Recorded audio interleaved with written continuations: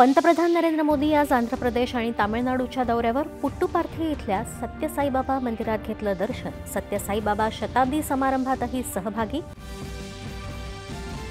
शतकानुशतके झालेले बदल आणि आव्हानांमध्ये सेवा परमो धर्म म्हणजे या तत्वानं भारताला शाश्वत ठेवलं असून आंतरिक संस्कृतीला सामर्थ्य दिलं आहे, पंतप्रधानांचं प्रतिपादन.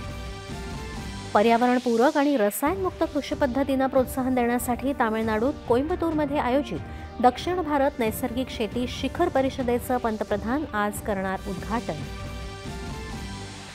किसान सन्मान निधी अंतर्गत 21वा हप्ता आज पंतप्रधान करणार वितरित. देशभरातील 9 कोटी शेतकऱ्यांच्या खात्यात जमा होणार निधी. संयुक्त राष्ट्र सुरक्षा परिषदेत सुधारणा करण्याची भारताची पुन्हा आग्रही मागणी. सुधारणा प्रक्रियेला पुढे नेण्यासाठी विधायक दृष्टिकोन स्वीकारण्याचं केलं आवाहन. दिल्ली स्फोट प्रकरणी चौकशीच्या केंद्रस्थानी असलेल्या अल फलाह विद्यापीठ समूहाचा अध्यक्ष जवाद सिद्दीकीला मनी लॉन्ड्रिंग प्रकरणी ईडीकडून अटक. 13 दिवसांच्या ईडी कोठडीत रवानगी. वृत्तवाहिन्यांनी राष्ट्रीय सुरक्षेला धोका निर्माण करणारं वृत्तांकन आणि मजकूर प्रसारित करू नये. दिल्ली स्फोटाशी संबंधित प्रसारणाबाबत माहिती प्रसारण मंत्रालयाच्या मार्गदर्शक सूचना.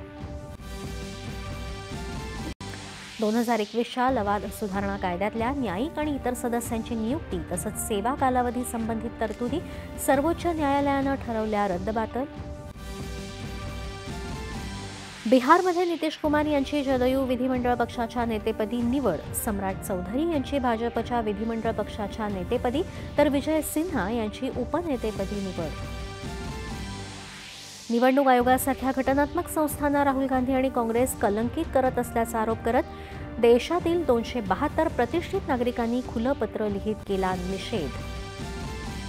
नव्या फौजदारी कायद्यांमुळे न्यायव्यवस्था वेगवान झाली असून गुन्हे न्यायव्यवस्थेत आमूलाग्र बदल झाल्याचं मुख्यमंत्र्यांचं मुंबईतल्या कार्यक्रमात प्रतिपादन. आणि आंध्र प्रदेशात अल्लुरी सीतारामराजू जिल्ह्यात सुरक्षा दलं आणि नक्षलवादी यांच्यात सलग दुसऱ्या दिवशी झालेल्या चकमकीत 7 नक्षलवाद्यांचा खात्मा.